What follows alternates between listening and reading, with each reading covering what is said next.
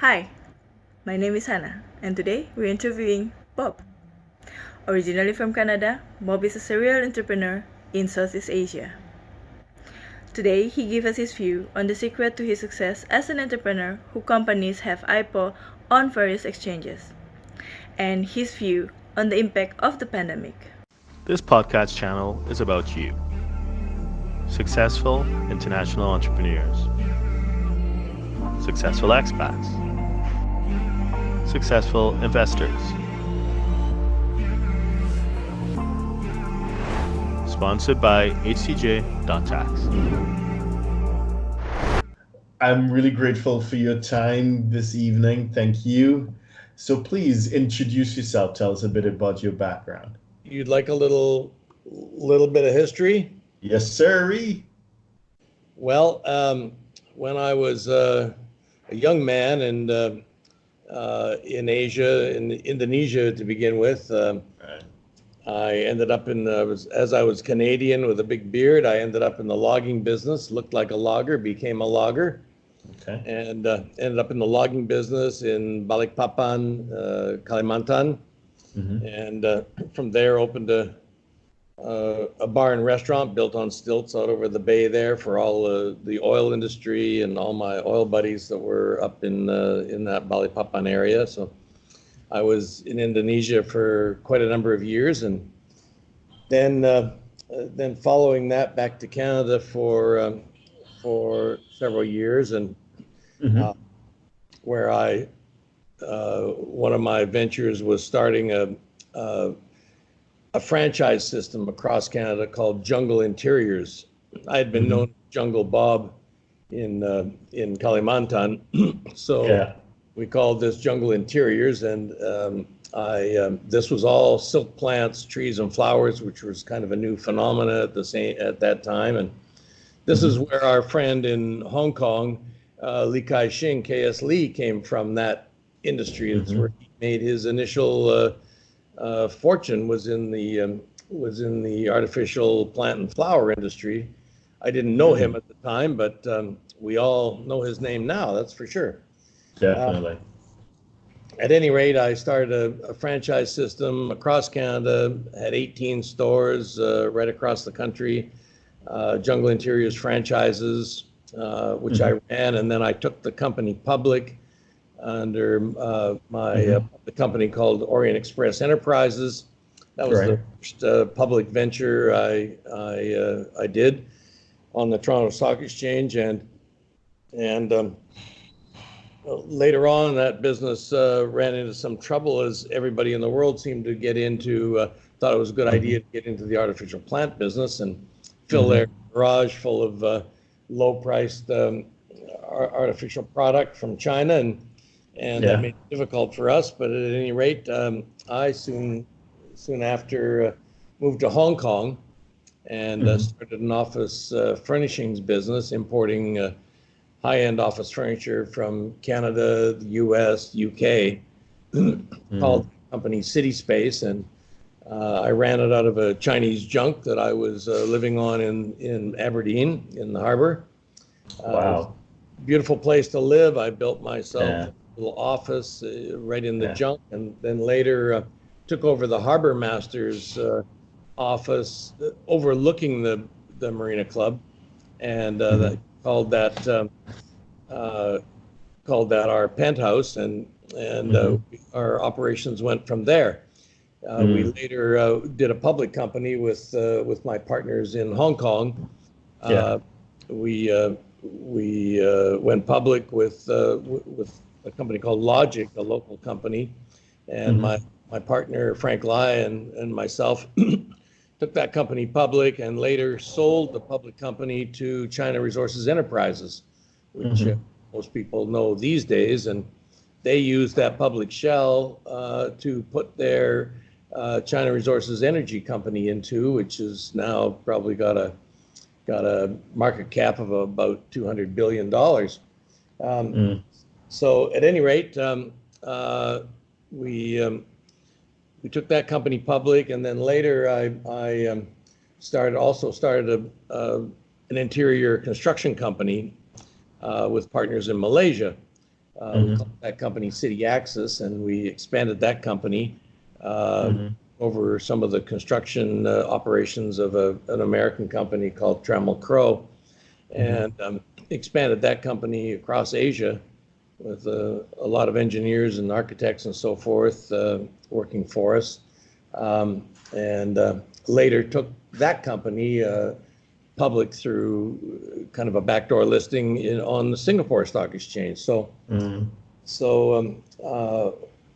that was my experience in those days in Asia. I went back to Canada and ended up with had one boy while in Malaysia and living in Singapore and Indonesia, and then went back to Canada and had two more kids in Canada. Started putting them through school, and during the big tech boom in the early 2000s, I started a company with BCE Emergis.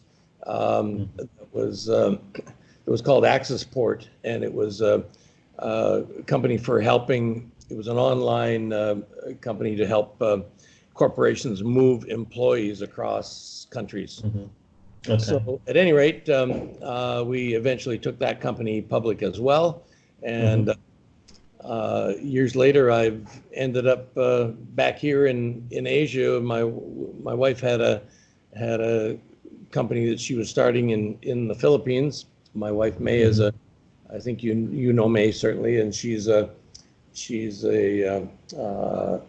Filipino, and she is very active in a lot of charitable community organizations here. And now I'm just working with my kids. They're getting a bit older, so I'm now I've just become an advisor to my three kids who are working on a brand new social media app called VlogMe. And VlogMe is going to be they plan and we plan to take that company, launch this social media app on the Apple Store and the Android Store in the several months. That's going very, very well, and you see that app coming out on all your social media very soon. Okay, so that's I mean, my history to date, I guess, in a nutshell. Oh, wow. So definitely serial entrepreneur, lots of success and experience under your belt. So if it is that you were to like give 2 or 3 pointers to up and coming business people who want to do business internationally like you, what would be, some words of advice to them? Well, I guess as we all know, the first primary ingredient, I guess, has to be determination. You've got to have that absolute determination, or you just you will fail. You just can't make it without that, and it has to have you have to have a very large measure of determination because times are tough, and people say this deal's a slam dunk. Well, I've been in a lot of slam dunk deals, and I can tell you none of them turned out to be. So exactly, it's all the harder you work, the luckier you get. So that's kind of the bottom line. The next thing that I have always done, starting up new companies, is to put my foot first, to put my cash and my risk money up front. I've always been betting the ranch on my ideas. If I believe in them, then I put everything I've got into it. I put my heart and soul, and I put every bit of cash I've got into it. And I from there, because I don't want to go to friends and investors until I've taken what I consider to be the greatest risk, which is during the early stages of the startup, take that risk out of the equation. So that's really the biggest advice. Now, a lot of people don't have any cash to start, so they have no choice but to go the friends and family route to initially, and then build from there, which is fine, but it really just takes sticking to it and never giving up. Understood. Fantastic words of advice. Now, I mean, both of us are under lockdown in different cities, different parts of the world. So we're going through what has been described as a pandemic. As an experienced business person, what do you see being the big changes to look out for post-pandemic once we come out of this? Well, some of the positives, obvious positives, of course, are that the whole world should come out better prepared for the next one, the next, catastrophic crisis, or the next pandemic. Yeah. We seem to be pretty ill prepared this time around, but business-wise, I think one of the biggest lessons we're learning and that we're going to come out of this with is management lessons on how to run a business and how to run your people remotely. We have a lot of those tools in place, but it's never been, and there are a lot of people these days working from home, but now everyone is working from home. This presents Absolutely. huge problems to yourself and all of us in running our businesses. So every manager in the world is learning a huge lesson on how to run your sales force, how to run your back office people, how to run everyone remotely and efficiently. And I think we're going to come out of this with a lot of new software, a lot of lessons on how to evaluate the work that's being done at home, so you can evaluate some people are very well suited to working at home and can be very efficient working at home, and others just can't be. So you've got to be able to quickly evaluate those things. The big upside is going to be the efficiencies that we could realize around the world from people working off-site, which would be much less congestion and traffic, much more efficient working conditions, better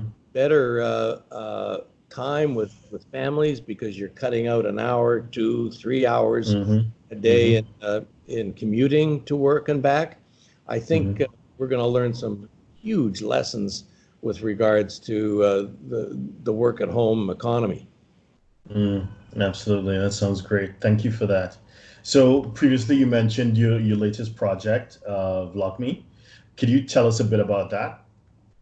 Well, VlogMe is an app we call it for friends, fans, and family.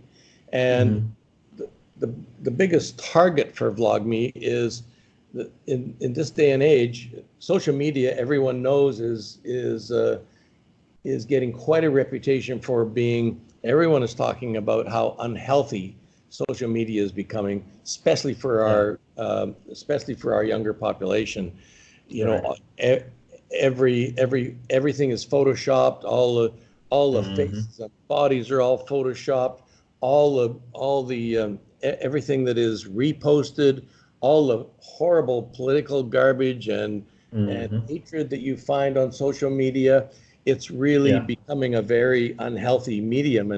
And what VlogMe does is VlogMe is going after this by being by having original content, original, unfiltered, no reposts. Everything on the VlogMe app is taken from within the app. So you open up the app on your mobile device, and what you take on your camera, you can't post from your camera roll. You can only take it in the moment. So it's those moments. It's genuine content. It's genuine yourself at that moment without any editing, without any Photoshop, without any nasty reposts. It is all just you behind the scenes. What are you doing? If you're a celebrity, everyone wants to relate to the celebrities as just people and feel like they're friends, feel like they're part of their life, not see their professionally taken photos and so forth. So this is what fans really want to see, but this is also what family wants to see. You're also able to you vlog from 4 in the clock. Every day is registered on VlogMe from 4 in the morning until 3:59 the next morning. So you've got 24-hour segment, and Right. and that 24-hour segment stays on the calendar. So Mm-hmm. if you're my son and you're Mm-hmm. graduating and I'm on a business trip, a month Mm-hmm. later I can come home and I can look up that date and I can find your blog for that date and I can see you at your graduation ceremony and I see. watch every photo and video that you took on that day. It remains with you. You're not creating content like for all these Facebook stories or Instagram stories where Yeah. it disappears in a day. This Mm-hmm. Your vlogs are original and Mm. natural, and they also stay on. Wow. Okay. And who's the target demographic? You said Well, celebrities, or is it families, or? well, we say family, friends, and family fans, friends, family, and Mhm. fans. So it could Gotcha. be Okay. all of the above. One thing Mm. I'm noticing, Darren, that I'm thinking. I mean, the kids these days are on social media 24/7 already, but Yeah. I'm thinking with the amount of time that we are spending on basically podcast type interviews Yeah. like this Sure. on Yeah. Zoom with various associations. I know Mm. our community groups and our AmChem group and so forth here in the Mm-hmm. Mm-hmm. Philippines, and with friends and so forth in Canada. Uh, Mm-hmm. I'm on several video calls. I'm on Zoom, which I've never used before. I'm Mm-hmm. sending people all kinds of updates about the virus and all kinds of jokes and uh, Yeah.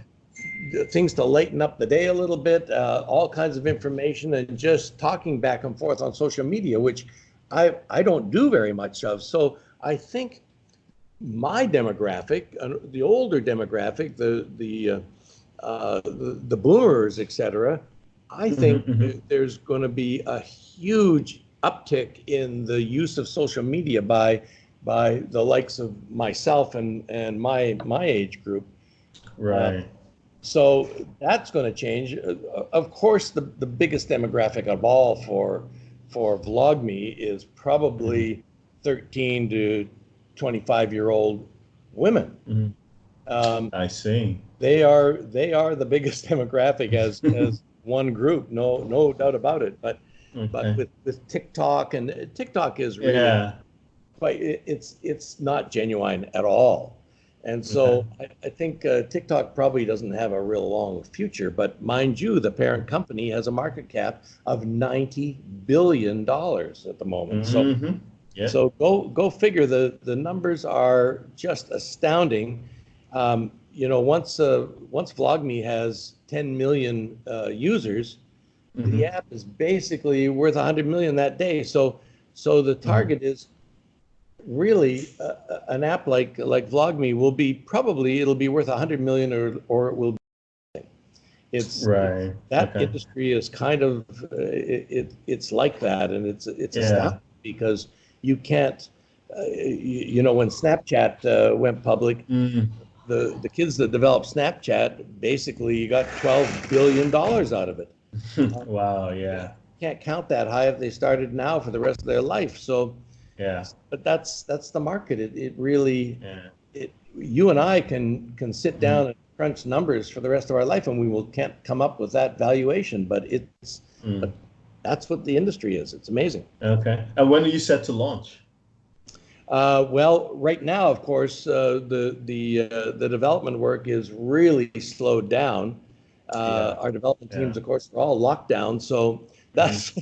that's really put a crimp in our schedule. But Mm-hmm. we will be launched probably summer 2020 here.